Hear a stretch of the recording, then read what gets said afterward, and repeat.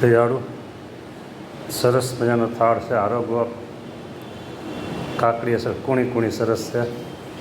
અને આજે કેરીમાં દગો નહીં હોય છે, નકર ઘણી વખત દગો થાય, ખાટી નીકળે, પણ આ કલર એવો છે ને એટલે ખાટી નથી. સરસ થાળ છે. નાના નાના ગ્રાસ સાથે નિરાતે પ્રભુ થાળ આરોગ્ય. આપણે ક્યાંય અત્યારે ઉતાવળ છે નહીં,